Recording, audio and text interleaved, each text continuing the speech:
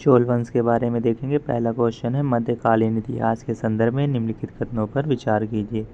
शाही चोल कहे जाने वाले चोल वंश के संस्थापक विजयालय थे। सही है। उत्तरी भारत में शासन करने वाले महत्वपूर्ण राजवंशों में गुर्जर प्रतिहार थे। ये भी सही है।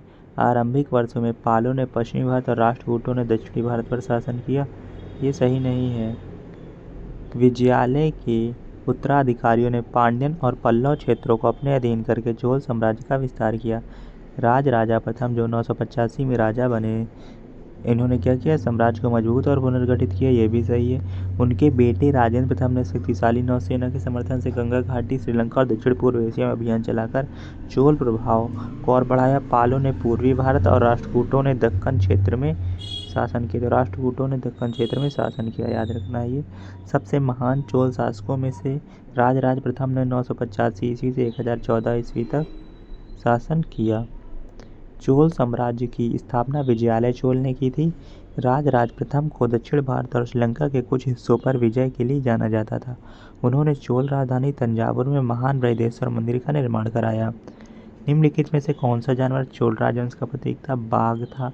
संगम युग के दौरान 3 राजवंशों ने शासन किया। चेर, इसका जो आधुनिक शहर था केरल और जिसकी राजधानी थी वज्जी, और इसका जो बंदरगाह था वो था मुसरी या तोंडी, और इसका प्रतीक था धनुष और बाण।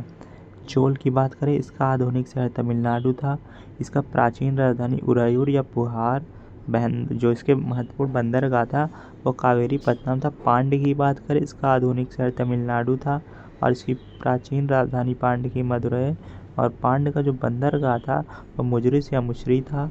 कोरकई कावेरी, प्रतीक जो इसकी है पांड्य की मछली। तंजौर का बृहदेश्वर मंदिर निम्नलिखित में से किस चोल सम्राट द्वारा बनवाया गया था? तो ये राजराज चोल द्वारा बनवाया गया था। बृहदेश्वर मंदिर द्रविड़ शैली में बना है, जिसे राजराजेश्वर मंदिर के नाम से भी जाना जाता है। ये शिव को समर्पित है। 1987 में यूनेस्को विश्व धरोहर स्थल घोषित किया गया था। निम्नलिखित में से किस चोल सम्राट ने वेल्लोर की लड़ाई में पांड्य राजा मारवर्मन राजसिम्हा सेकंड को हराया था? तो परांतक प्रथम ने हराया था। परांतक द्वितीय के पुत्र राजराज प्रथम चोल राजाओं में सबसे प्रसिद्ध थे और 985 ईस्वी में सिंहासन पर बैठे। राजराज प्रथम के पुत्र राजेंद्र प्रथम गंगा के तट पर जाने वाले पहले चोल राजा बने। इन्हें गंगा की विजेता की उपाधि मिली। उस चोल अभिलेख का नाम बताइए जिसमें चोल साम्राज्य में स्थानीय प्रशासन में सभा के आयोजन के तरीके का विवरण दिया गया था। तो उत्तरामेरूर अभिलेख में दिया गया था। चोल राजा परांतक प्रथम द्वारा 919 से 921 ईस्वी में लिखा गया। यह अभिलेख भारत में लोकतांत्रिक शासन के लंबे इतिहास का प्रमाण है। 11वीं शताब्दी में निम्नलिखित में से किस चोल शासक की सेना बंगाल पर आक्रमण करने के लिए गंगा तक पहुंच गई? तो राजेंद्र प्रथम की। 1014 से 1044 ईस्वी तक उन्होंने शासन किया। गंगईकोंड चोल के नाम से भी जाना जाता था। इसने बंगाल और बिहार के पाल राजा महिपाल को हराया। अगला क्वेश्चन है, निम्नलिखित में से किस वंश के शासक ने चीन के साथ अपने व्यापार को मुक्त करने के लिए मलाया पर आक्रमण किए थे? चोल वंश के। चोल वंश। सभा और उर 2 प्रकार की ग्राम सभाओं का उल्लेख निम्नलिखित में से किस राजवंश से है? तो चोल राजवंश से सभा और उर का संबंध। उर होता क्या है? आम ग्रामीणों की सभा। सभा गांव में सदन होती थी जो मुख्य रूप से ब्राह्मणों द्वारा बसाई गई थी। नगरम व्यापारियों और कारीगरों की सभा। चोल काल के दौरान डैश को ब्रह्मदेव प्रकार की भूमि, मतलब ब्राह्मणों को दान में दी गई भूमि ब्रह्मदेव होती थी। ब्राह्मणों को दान में। चोल शिलालेख के आधार पर चोल राजाओं द्वारा अपने लोगों को 5 प्रकार की भूमि उपहार में दी जाती थी। वेलन वगई गैर ब्राह्मण और किसान मालिकों के लिए, सालभोग विद्यालय के लिए, देवदान या तिरुनमट्टुकनी मंदिरों को उपहार में दी गई भूमि, पल्लीचंदम जैन संस्थान को, तो जैन संस्थान के लिए पल्लीचंदम, सालभोग विद्यालय के लिए, देवदान मंदिरों के लिए और ब्रह्मदेव ब्राह्मणों के लिए। तमिलनाडु में रावतेश्वर मंदिर का निर्माण डैश ने करवाया था? तो राजराज चोल सेकंड ने करवाया था। ये रावतेश्वर मंदिर एक हिंदू मंदिर है जो वास्तुकला की द्रविड़ शैली में बनाया गया है। समर्पित है यह भगवान शिव को। चोल साम्राज्य में वेट्टी शब्द किससे संबंधित है? जबरन श्रम से संबंधित है। चोल साम्राज्य में कुछ प्रकार कर कदमाई या इराई भूमि पर कर, पट्टनम और अयम, कारीगरों और व्यापारियों जैसे गैर कृषि व्यवसाय पर लगाए गए कर, निर्विलाई या निर्किराई जल कर, उल्लूक और सुंगम टोल टैक्स को, तत्तरपट्टनम स्वर्ण कारों पर लगाए जाने वाले कर, संगम निर्यात और आयात कर, कन्नला कन्नम विवाह कर, पूर्वी युद्ध कर है। गजनी का सुल्तान महमूद किस चोल राजा के समकालीन था? जो महमूद है ये राजराज प्रथम के समकालीन था। इसने 1014 से 1044 ईस्वी तक शासन किया। गजनी ने 17 बार भारत पर आक्रमण किया। 1018 में इसने पवित्र शहर मथुरा को लूटा और कन्नौज पर भी आक्रमण किया। 11वीं शताब्दी के प्रारंभ हुआ।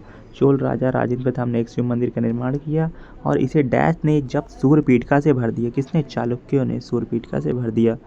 चोल राजा राजेंद्र फर्स्ट 1014 से 44 तक इन्होंने शासन किया। अपनी राजधानी गंगईकोंड चोलपुरम को बसाया, जो कहाँ है? उत्तरी तमिलनाडु में। एक शिव मंदिर का निर्माण भी करवाया और इसके द्वारा पराजित शासकों से जब्त की गई बेशकीमती मूर्ति जैसे सूर्यपीठिका, चालुक्य, एक गणेश प्रतिमा, दुर्गा की कई मूर्तियाँ, एक नंदी मूर्ति, भैरव और भैरवी उड़ीसा के कलिंग से और एक काली मूर्ति बंगाल के पलाश से की एक प्रतिबिंब और बेशकीमती मूर्तियों से भर दिया। निम्नलिखित में से कौन उदयपुर के चोल के प्राचीन मुखिया परिवार से संबंधित था, जिसने 9वीं शताब्दी के मध्य में मुट्टरियार को हराकर कावेरी डेल्टा पर कब्जा जमाया? विजयालय। विजयालय ने चोल साम्राज्य की स्थापना की और 850 ईस्वी में तंजावुर चोल साम्राज्य की राजधानी पर कब्जा कर लिया। उन्होंने तंजावुर में देवी निशुम्भशुद्धनी के लिए एक मंदिर का निर्माण किया। निम्नलिखित में से कौन सा नगर चोल वंश के शासन के दौरान मंदिर नगर के रूप में विकसित हुआ? तो भिल्ला स्वामिन। प्रसिद्ध चोल वंश के मंदिर मूवूर कोइक्कल, कोदम्बलूर, कोरंगनाथ मुसरी, वल्लीश्वरा मंदिर, कंपाहेश्वर मंदिर, थिरुम्बुवनम, ऊपरवड़ी सभी मंदिर तमिलनाडु में हैं।